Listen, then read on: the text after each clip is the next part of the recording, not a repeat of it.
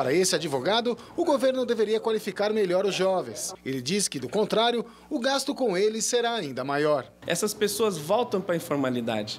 Por quê? Elas estão desqualificadas, elas não têm o acesso a benefícios e aí o governo vai gastar com outras situações. O governo vai ter que gastar com o assistencialismo deles, o governo vai ter que gastar com bolsas. O governo, querendo poupar de um lado, ele acaba gastando o dobro do outro lado.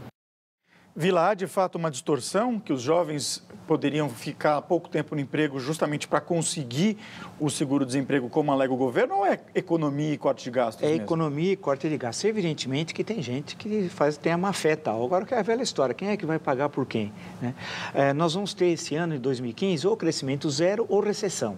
Portanto, um aumento da taxa de desemprego. É bom lembrar que milhões de jovens não procuram emprego, é a geração nem estuda e nem trabalha. São milhões, segundo as estatísticas.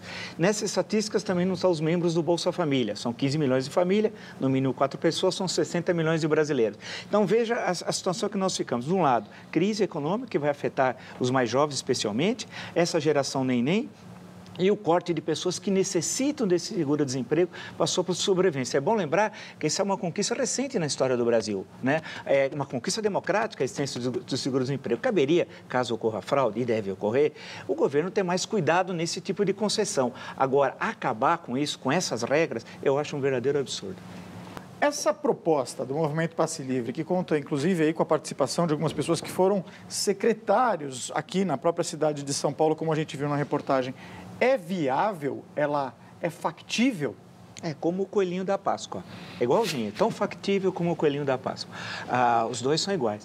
De um lado... Vende muito ovo de Páscoa. Vende muito ovo, e tem vários coelhinhos. Agora, eu acho que tem duas... Eu fico pensando nessa questão, Ricardo, até hoje eu não vi a planilha. Cadê a planilha de São Paulo? É isso que eu ia dizer. Também. Eu quero saber, tá? Isso o Movimento Passe Livre, seja feita a justiça, também pede. Também pede, mas acho que Deus pede, todo mundo pede. É Maomé, Jesus Cristo, e cadê a planilha? Né? Então, a primeira coisa para a gente começar a discussão, eu quero saber. Segundo, eu não sei porque só queima ônibus e não queima micro-ônibus. Eu não sei se é o problema que o pessoal não enxerga, ou só em veículo maior. É estranhíssimo, umas vinculações estranhas, que todo mundo sabe quem é. Os micro-ônibus são melhor protegidos. São melhores protegidos, é verdade. E muito confortáveis. Eu queria pegar o prefeito ou o secretário e andar no micro-ônibus, lotado, e você conseguir descer, porque o micro substitui o ônibus maior, como se não tivesse um problema de metro quadrado de ocupação. Só se o pessoal for todo mundo igual a Twig, aquela modelo dos anos 60 que pesava acho que 30 quilos e tal. Então, acho que a primeira coisa é essa. A prefeitura está tomando iniciativas que me parecem corretas tal, né? Em relação à questão dos estudantes, uma questão histórica. O governo do estado não sei o que vai tomar. Agora, tudo isso é pago. É bom lembrar que isso vai dinheiro do orçamento. Essa desvalorização da Bolsa de Valores e da Petrobras e fala o seguinte, onde que está a Graça Foster? Está de férias. Onde está o Gabriele? Quando veio aqui no Roda Viva, anos atrás, vixe, era o rei da cocada preta. Aonde está o Gabriele, que tem o maior saque da história da humanidade, que é o Petrolão? Mas antes deixando esse Gabriele de lado, que está silencioso, porque ele falava tanto, fala agora, né? E o presidente que nomeou, que está silencioso, fala, você está no triplex no Guarujá? Fala aqui. Bem, o Brasil tem um tratado bilateral de comércio, sabe com que país? Com Israel. E tem 2 que aguardam ratificação, com a autoridade palestina e com o Egito, que os 3 somados representam um pouco no conjunto. Há uma estratégia errada, um equívoco, um desastre de política externa do governo. O mundo se transferiu do Atlântico para o Pacífico, só o Brasil que está olhando para o Atlântico, o eixo econômico mundial se transferiu. Nós apostamos no Mercosul e tomamos na cabeça, e quantas vezes aqui eu disse isso? Não é para ser pitonismo. Eu não estou no oráculo, nem na ilha de Delfos. Isso é o óbvio, né? O mundo está mudando. Essa ideia de imperialismo, de falar em terceiro mundo, relações com a África negra, tal, é um desastre. O que mostra a balança comercial, que a balança comercial, vale lembrar, a relação entre exportação e importação das mercadorias. E uma última coisa péssima, a indústria. O que representa a indústria hoje na exportação? Representa menos da metade do que representava há 7 anos atrás. O Mauro Vieira Sena diz pelo Twitter, agora que vai ter caixa 2 mesmo. Agora, a gente estava comentando aqui nos bastidores, né, Vila, que essa prestação de contas que os partidos fazem, pelo menos em tempos de campanha, elas não são exatamente um reflexo fidedigno, digamos assim, da realidade. Né? Para ser bem educado, né? Você usou expressões assim educadíssimas e tal. É uma peça de ficção, não é nada verdade aqui. O partido apresenta contas que não são verdadeiras e o tribunal finge que são verdadeiras. E, no máximo, diz que tem algumas ressalvas. Não enfim, isso não é verdade. Agora, essa iniciativa até que poderia ser interessante, não sei, se tivesse... vamos ver como ela vai ser colocada em prática, vai ser engraçado mostrar como é que o partido gasta o dinheiro e tal. Eu só queria, e lembrar que eu tinha também falado no intervalo, eu não entendi por que a senhora presidente, no Palácio do Planalto, no dia da posse, ao passar pelo presidente Dias Toffoli, do TSE, que é ministro da Suprema Corte, chegou e o cumprimentou puxando na bochecha. Eu, assim, um gesto singelo, bonito. Eu imagino nos Estados Unidos o Obama na Casa Branca, durante a posse, passar e puxar a bochecha do ministro. É o Brasil. Olha, o Severo Arantes diz que o salário mínimo do governo federal é uma piada. O Murilo Ribeiro fala que a situação é tão crítica que 54 milhões de pessoas votam para ganharem bolsas e auxílios. Aumento de impostos, bandeiradas nas contas de energia, cortes na Previdência. Até onde vamos ter que encher o saco sem fundo usado em tanta corrupção e picaretagem? Pergunta a Regina Alvarez. Agora, o DIEESE, existe um departamento chamado Departamento Intersindical de Estatísticas e Estudos Socioeconômicos que faz um cálculo do salário mínimo, que seria um salário mínimo digno de verdade para o trabalhador brasileiro. Ele hoje seria de R$ 2.923,22, quase R$ 3.000 aí. A gente vai chegar nesse patamar? Seria justo que a gente chegasse? Chegar como?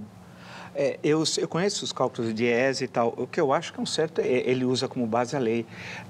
Eu acho que é um certo exagero nesses cálculos, com todo o respeito e a seriedade desse instituto que foi construído principalmente no seu início por Wagner Barelli e tal, e teve muitas disputas com o regime militar à época e tal.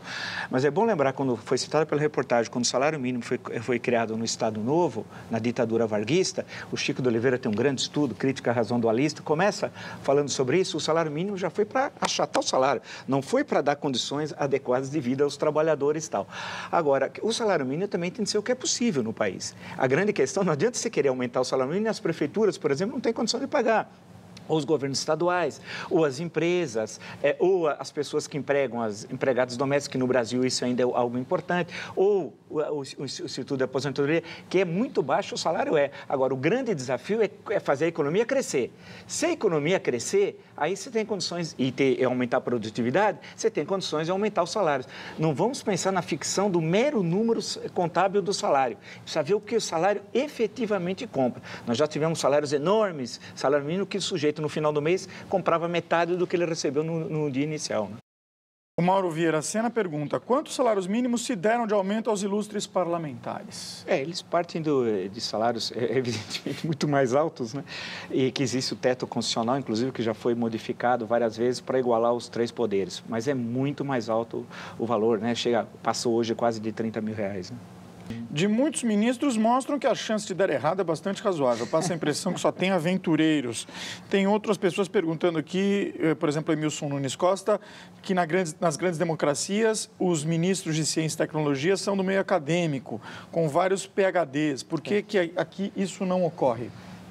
Eu acho que, boa noite, né? É um negócio complicado, né? Veja, o ministério atual é ruim e a gente sente saudade do ministério do primeiro governo Dilma, que foi desastroso. Então, veja a que ponto o Brasil chegou tal. O quadriênio Dilma é o pior crescimento na história do PIB. Não há nenhum quadriênio presidencial tão ruim como o dela tal. E agora ela começa um governo que já é velho antes do seu início efetivo tal. Temos alguns dias tal. Se nós olharmos a balança comercial, o déficit apresentado hoje, catastrófico, é o pior resultado desde 1998, com déficit. Nunca ocorreu. Há 16 anos não tem um resultado tão ruim. Nós vamos falar disso. Nós vamos tocar nesse ponto. E o ministro Joaquim Levy disse na sua fala, destacada aqui, que vai aumentar os impostos. Quer dizer, portanto, numa situação econômica extremamente difícil, criado a herança maldita da Dilma, ela própria criou, que é sui generis, né? Você precisava de ministros capazes. Agora, quando você olha o conjunto dos ministros, é assustador o quadro, é assustador. O Kassab, ministro das Cidades, a única coisa que ele destaca é pelas frases babacas. Por exemplo, ele tinha dito, quando ele criou o PSD, que o partido não era de direita, nem de centro, nem de esquerda. Era caso sui generis. Era um partido que não se definia. Hoje ele disse uma frase lapidar, né? Que antigamente o Sérgio Portos, humorista carioca, Stanislau Ponte Preta, que juntava todo final do ano o FEPEAPA, que era o festival de besteiras que assola o país. Se ele estivesse vivo, o Kassab seria certamente um do que ele escolheria. Ele disse o seguinte: apoiar é divergir. Pô, isso é legal, quer dizer, é uma das grandes frases. E se a gente olhar o conjunto do Ministério, eu já disse a semana passada, o da Educação entrega a Cid Gomes, e a presidente disse no seu discurso que tem um novo slogan: Eu falei, caramba, ela vai dizer uma coisa maravilhosa, olhando para o teleprompter, porque sem teleprompter e sem aquele caderninho, ela não fala, né? Pátria Educadora com Cid Gomes. Então, você vai olhando, transportes, a gente vai discutir o ano inteiro problemas de infraestrutura, graves problemas, chegar às safras, que são grandes safras do Centro-Oeste. Quem é o ministro do Transportes entende alguma coisa? Então, você vai passando. É o Carlinhos Rodrigues, que faz grandes negócios. Carlinhos, os negócios que você faz na Câmara Municipal de São Paulo são famosos, né? Lembra o assalto à sua casa que você não deu queixa? Bem, essa é a turma. Algumas vezes eu não sei se nós falamos de ministério ou de algum artigo do Código Penal. Bem, concluindo, depois o telespectador falou sobre ciência e tecnologia. É verdade. Você tem vários países que nomeiam pessoas ou alguém quase um prêmio Nobel e tal. Aqui foi nomeado Aldo Rebelo, que não tem experiência na área, que é uma boa pessoa, que tem princípios, isso eu concordo tal. Ele era ministro do esporte, preparou a Olimpíada de 2016 e preparou o banquete, mas não vai comer. Foi para ciência e tecnologia, por quê? Por causa de uma mera composição. Em suma, é ruim o quadro, muito ruim. A presidente já bateu de frente com o ministro do Planejamento no primeiro dia dele. Aquele sujeito que chega no emprego no primeiro dia, tal, senta, fez o primeiro ato, já tomou uma pancada da presidente. Essa equipe econômica tem prazo de validade, tem prazo muito curto de validade.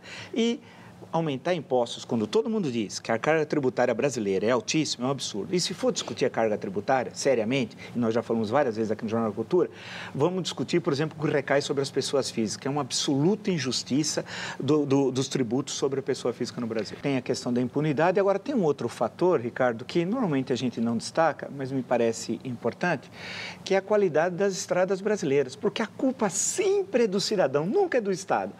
A BR-040, quem for andar, aquilo é criminoso. O Estado de Minas, pela localização geográfica que tem, é onde passa o maior número de estradas federais. Vai ver em que condições estão essas estradas, né? Então, ninguém fala que elas são mal construídas, primeiro, excesso de curvas, mal sinalizadas, mal asfaltadas, mal conservadas. Isso ninguém fala. E a culpa sempre é do motorista. Ele é imprudente, o motorista brasileiro é assim. Então, é necessário a gente começar a pensar, quando anda pelo Brasil, ver as péssimas condições que tem as estradas. E no caso das cidades, dos acidentes graves que ocorrem nas cidades, ver a péssima condição de conservação das ruas, falta de iluminação, né? E muitas vezes o dirigente municipal, o administrador, quer resolver o problema diminuindo a velocidade. Quer dizer, é bem Brasil, é coisa que só tem no Brasil, igual Jabuticaba. Então, você tem a Marginal Tietê, como você vai resolver o problema? Você vai asfaltar, iluminar, sinalizar? Não, se diminui a velocidade da via expressa. Depois fazem piada de Portugal.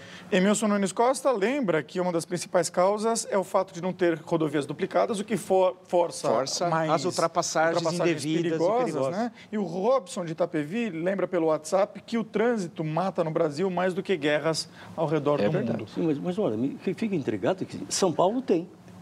São Paulo tem rodovias duplicadas e nem por isso é educação do trânsito. Chega, aproveita rodovias boas que tem em São Paulo e aí sai em excesso de velocidade, continua dirigindo embriagado. Mas na Alemanha não tem limite de velocidade. Não dá, mas tem educação de trânsito. Mas tem estradas boas. O sujeito que está na esquerda vai a 200. Né? O problema é que as nossas estradas, quando a gente anda pelo resto do Brasil aí, é caso de chamar a polícia. Ou eles fazem aquele asfalto creme cracker, de bolacha. Que você sabe que 6 meses depois vai chover, abre buraco, e depois a culpa é no motorista.